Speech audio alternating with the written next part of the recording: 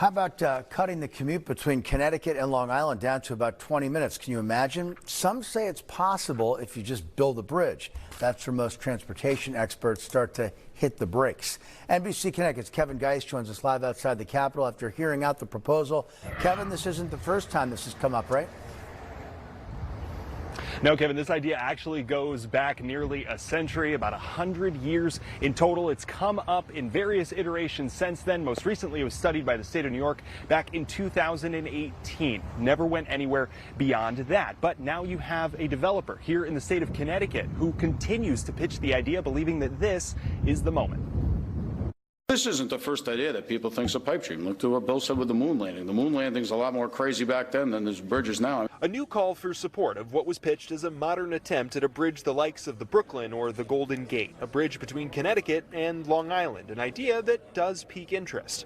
Like, traffic in New York is crazy, so it's like another way of getting in. I feel like it might be cool and helpful. Developer Steven Shapiro, surrounded by supporters, agree it's a big pitch, but a big idea with big upside. Main problem's the traffic. The concept would be a 12-mile bridge with 1-mile tunnels on either end, connecting Bridgeport and Kings Park, Long Island. They estimate it would cost roughly $50 billion with a mix of private and federal funding. Connecticut and New York only splitting about 5% of the cost, or about $1.25 billion each.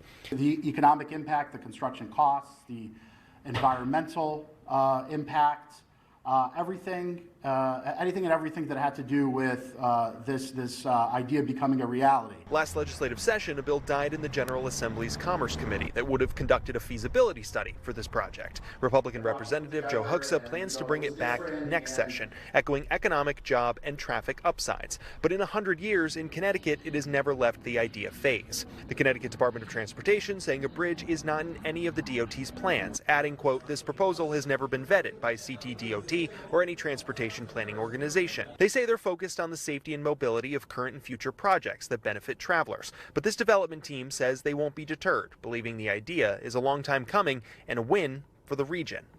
This bridge has been out for 90 years, this idea, and it's for a reason.